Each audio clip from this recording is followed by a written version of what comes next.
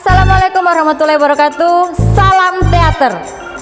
Masih dengan saya Miss Sela Utagalung. Hari ini kita lanjut daring SBK-nya ya. Semangat. Oke. Hari ini materi kita adalah tentang seni teater. Teater adalah segala sesuatu yang bisa dipertontonkan di tempat umum. Tidak hanya drama, boleh menyanyi, berpuisi, yang penting dia tampil, ada penontonnya, ada yang tampil, itu sudah disebut dengan teater. Kita sekarang masuk ke unsur-unsur teater. Ada dua, unsur internal dan unsur eksternal. Unsur internal itu unsur yang membentuk, sedangkan unsur eksternal adalah elemen pembentuk. Unsur internal ada lakon, ada sutradara, pentas atau panggung, kostum, aktor. Sedangkan unsur eksternal staf produksi, stage manager, desainer, properti, kru, sutradara, dan asisten-asistennya. Saya jelaskan satu persatu ya. Naskah. Naskah itu biasanya kalau kalian sebut, orang awam bilangnya teks. Kalau orang teater biasanya itu terdiri dari beberapa lembar. Jadi patokan untuk acting dari naskah tadi. Sedangkan sutradara adalah orang yang memimpin pementasan. Jika saya beri contoh, kalau di bumi, yang ngatur bumi Allah, semua terjadi atas izin Allah. Sedangkan di pementasan, yang mengatur segala sesuatunya atas izin dari sutradara. Ya kata sutradara, ya tidak. Selanjutnya pentas atau panggung. Pentas atau panggung itu adalah tempat orang acting. Pentas atau panggung itu tidak mesti panggung lebih tinggi dari penonton, tidak. Yang selama ini kalian lihat itu jenis-jenis panggung, ada yang tinggi, ada yang seperti yang saya lakukan sekarang. Lantai yang seperti ini pun sudah bisa disebut dengan panggung atau pentas karena saya sedang tampil. Nah, selanjutnya kostum. Miss, kostum itu apa? Pakaian yang akan digunakan oleh aktor.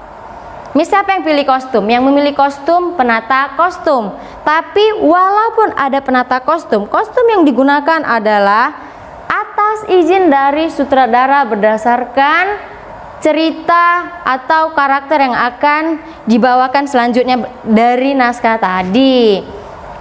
Di sini ada pemeran pemain aktor. Saya bagi menjadi tiga, ada antagonis, ada protagonis, ada tritagonis.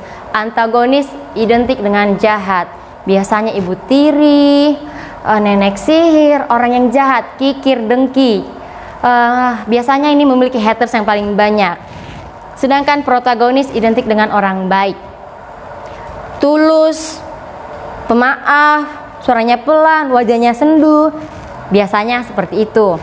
Selanjutnya ada tritagonis. Tritagonis itu penengah di antara antagonis dan protagonis. Saya harap mengerti ya, nak ya.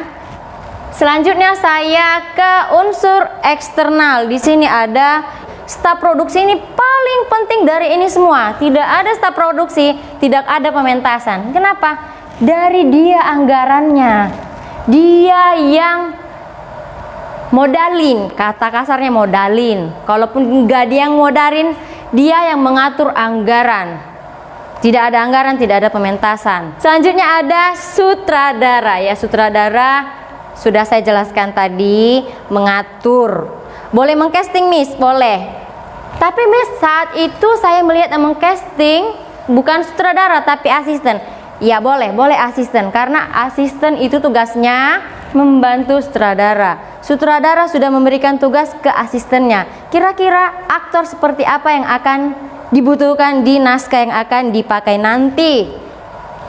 Di bawah sutradara ada namanya stage manager.